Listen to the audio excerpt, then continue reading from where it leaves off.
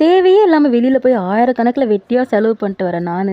இன்றைக்கி ஒரு ₹30 மதிப்புமிக்க கீரையை மரத்துலேருந்து உடச்சிட்டு வந்து, ஆஹா இன்றைக்கி நான் எவ்வளோ பைசா சேவ் பண்ணிட்டேனான்னு சொல்லி நானே என்னை நினச்சி பெருமை பீத்திக்கிட்டு இருந்தேன். எங்கள் வீட்லேயும் முருங்கை மரம் இருக்குது. ஆனால் அந்த மரமே கண்ணீர் விட்டு கதற அளவுக்கு இருக்கிற எல்லா கிளையும் உடச்சி போட்டாச்சு. இது எங்கள் எகுத்த வீட்டிலேருந்து உடச்ச கீரை. ஆனால் இதில் நான் பார்த்து ஆச்சரியப்பட்ட விஷயம் என்னென்னா, இது என்ன முருங்கைக்கீரையா இல்லை அரைக்கீரையானே தெரில. ஒரு இலையும் அவ்வளோ பெருசாக இருந்தது. ஆனால் எல்லாமே இளம்பச்சை நிறத்தில் தான் இருந்தது. முத்தி போச்சுன்னா டார்க் க்ரீனாக மாறிடும்.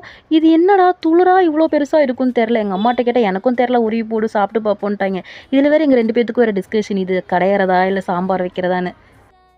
அந்த நேரத்தில் தான் ஒரு காலிங் பெல் சத்தம். யாரான்னு பார்த்தா எங்கள் ஆன்ட்டி. அவங்களும் முருங்கைக்கீரை கொண்டு வந்திருந்தாங்க. இது என்னடான்னு எனக்கு சிரிப்பு தான் வந்தது. சமையலுக்கு ஒரு கைப்பிடி கீரை கிடைக்காது ஒரு நாளில். இன்றைக்கி பார்த்தா மேலும் மேலும் வந்துக்கிட்டே இருக்குது. சரி இது என்ன பண்ணலாம் அப்படின்னப்போ தான் ஆன்ட்டி, இது நேற்று கீரை, நேற்று என்னால் வர முடியல, அதனால தான் இன்றைக்கி வந்தேன்னாங்க. அவ்வளவும் துளிர் கீரை தான். ஆனால் கொஞ்சம் வாடி போன மாதிரி இருந்தது. நேற்று நைட்டே உருவி வச்சதுனால இது என்ன பண்ணலாம் அப்படின்னு யோசிச்சுட்டு இருந்தப்போ தான் எங்கள் அம்மா அது வெயிலில் காய போடு, பொடி ஏதாவது அரைச்சிக்கலான்ட்டாங்க. சரி அதை 2ஆக பிரித்து காய போடலான்னு சொல்லிட்டு கொஞ்சம் வாடின கீரையெல்லாம் கையில் தனித்தனியாக பொறுக்கி எடுத்தாச்சு. அடிக்கிற வெயில் இதை 2 நாளில் சுருண்டுறோம். மிச்சம் இருந்த கீரையும் நல்லா உருவி வச்சுட்டேன். சரி ஒரு வழியாக கடையெல்லாம் பிளான் பண்ணி முடிச்சிட்டேன்.